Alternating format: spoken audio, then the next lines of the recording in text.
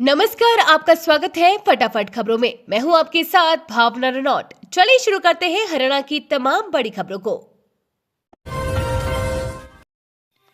सरकार का बड़ा फैसला। हरियाणा में सरकारी स्कूलों में अब बच्चों को स्कूल में सिखाई जाएगी फ्रेंच।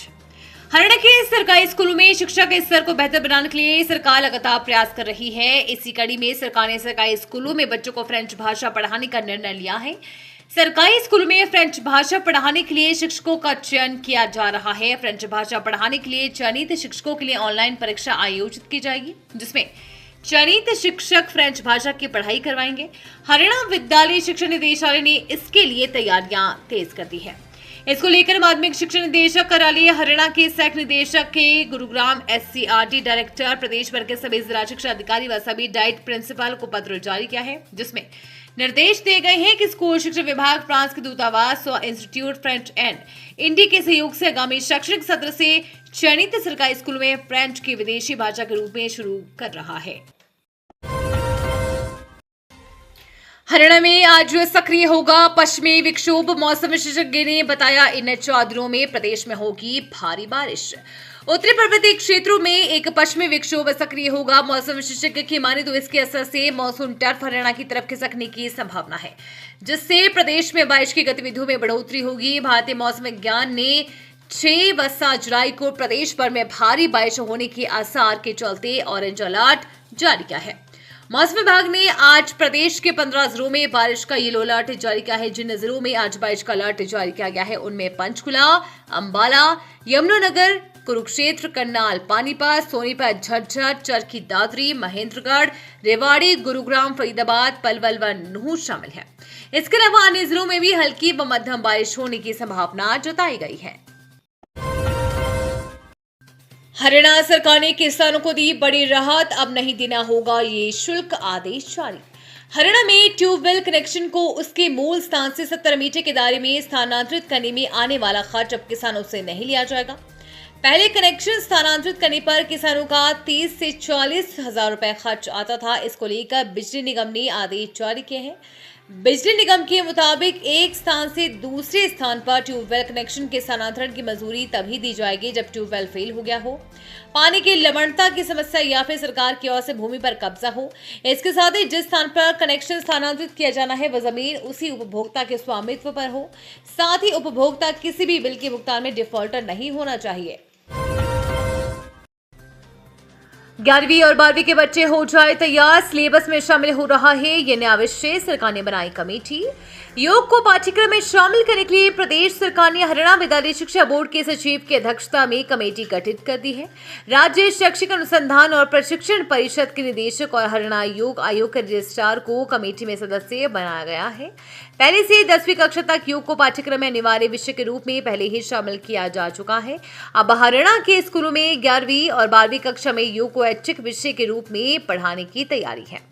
माध्यमिक शिक्षा निदेशक जितेंद्र कुमार ने कमेटी बनाने के आदेश जारी कर दिए हैं। निर्धारित अवधि के भीतर इस कमेटी को अपनी फाइनल रिपोर्ट विभागीय वेबसाइट पर उपलब्ध करानी होगी। अब योग, खेल व अन्य विषयों को सम्मिलित करते हुए पाठ्यक्रम तैयार कर औपचारिक रूप से परीक्षाएं भी आयोजित की जाएंगी। खेल विभाग फेल, बुनियादी सुविधाओं से जूझ रहे खिलाड़ी, टूटे फर्श और शौचालय बता रहे हैं हालात। हरियाणा सरकार द्वारा युवाओं की खेल प्रतिभा को पहचानने और निखारने के लिए आयोजित किए जा रहे खेल महाकुंभ के ट्रायल्स इस बार जिले में बद इंतजामी का प्रतीक बन गए हैं। यमुनानगर में ट्रायल में भाग लेने आए खिलाड़ियों को ना तो मूलभूत सुविधाएं मिली और ना ही खेल का अनुकूल वातावरण। टूटी हुई टेबल, उखड़ा हुआ फर्श और अधूरी व्यवस्थाओं के बीच खिलाड़ियों को मजबूरन अपनी कला का प्रदर्शन करना पड़ा। खेल परिसर की हालत इतनी खराब थी कि खिलाड़ियों को ना पीने का साफ पानी मिला और ना ही शौचालय की प्राप्त व्यवस्था। कई जगहों पर फर्श पूरी तरह से उखड़ा हुआ था, जिससे खिलाड़ियों के पैर फंसने की स्थिति बन गई। हरियाणा सरकार के इस विभाग में बड़ा घोटाला, गुस्से से लाल हुए विज ने दिए ये सख्त आदेश। हरियाणा के श्रम विभाग में वर्क स्लिप के नाम पर एक घोटाला सामने आया है। प्रदेश के श्रम मंत्री अनिल विज से घोटाले की जांच का आदेश दिए हैं। मंत्री विज ने इस घोटाले में जिन भी अधिकारियों व कर्मचारियों का नाम सामने आया है उनके सस्पेंशन के आदेश दिए हैं। जांच पूरी होने तक सभी डायरेक्ट बेनिफिट ट्रांसफर पेमेंट पर रोकने के लिए ऑर्डर दिए हैं।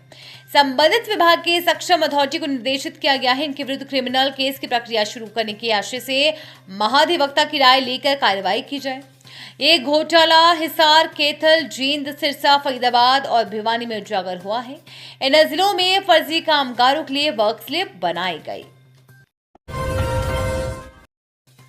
फ्लाइंग टीम ने 4 छात्रों को नकल करते हुए पकड़ा। हरियाणा विद्यालय शिक्षा बोर्ड द्वारा आयोजित सीनियर सेकेंडरी व सेकेंडरी की पूरक परीक्षाएं प्रदेश भर में शुरू हो गई है। कक्षा 12वीं की परीक्षा आयोजित की गई। ये परीक्षा एक ही दिन की थी, जबकि कक्षा 10वीं की परीक्षा आयोजित की जाएगी। प्रदेश भर में कुल 69 परीक्षा केंद्रों पर शांतिपूर्वक परीक्षा आयोजित की गई। इस दौरान नकल रहित परीक्षा सुनिश्चित करने के लिए बोर्ड प्रशासन पूरी तरह मुस्तैद दिखाई दिया। हरियाणा विद्यालय शिक्षा बोर्ड के चेयरमैन पवन कुमार स्वयं मैदान में उतरे और नारनौल के विभिन्न परीक्षा केंद्रों पर औचक निरीक्षण किया। निरीक्षण के दौरान बोर्ड चेयरमैन की फ्लाइंग टीम ने 4 छात्रों को नकल करते हुए पकड़ा, जिनके खिलाफ नियमानुसार कार्रवाई की गई। बोर्ड चेयरमैन पवन कुमार ने कहा कि परीक्षा की शुचिता बनाए रखना बोर्ड की प्राथमिकता है। पिता की दिल दहला देने वाली करतूत, अपनी नाबालिग बेटी से करता रहा दुष्कर्म, मां को पता चली सच्चाई तो। माता पिता को बच्चों का सबसे बड़ा रक्षक माना जाता है, लेकिन फरीदाबाद के पलवल से एक ऐसा दिल दहला देने वाला मामला सामने आया है, जहां पिता ने ही अपनी नाबालिग बेटी की जिंदगी नरक बना दी है। आरोप है कि पिछले कई सालों से वे बेटी से दुष्कर्म कर रहे थे। हसनपुर थाना क्षेत्र के गांव में पिता ने ही अपनी नाबालिग बेटी के साथ दुष्कर्म किया। बच्चे की मां ने आरोपी के खिलाफ कैंप थाना में शिकायत दी।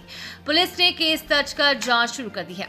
थाना प्रभारी जितेंद्र ने बताया कि महिला ने शिकायत में कहा है कि वह वर्ष 2023 में पलवल के सलारगढ़ में किराए के मकान में रहने आई थी। अगस्त 2024 में उसके पति ने नाबालिग बेटी के साथ दुष्कर्म किया। किसी को बताने पर जान से मारने की धमकी दी। डर के कारण उसने चुप्पी साध ली। इसके बाद आरोपी लगातार बेटी के साथ गलत हरकतें करता रहा। एक दिन बेटी ने मां को पूरी बात बताई। पुलिस का कहना है कि मामला पुराना, इसलिए जांच की जा रही है। ये तो थी हरियाणा की तमाम बड़ी खबरें। वीडियो देखने के लिए धन्यवाद। चैनल को सब्सक्राइब जरूर करें। मिलते हैं नई जानकारी के साथ। जय हिंद।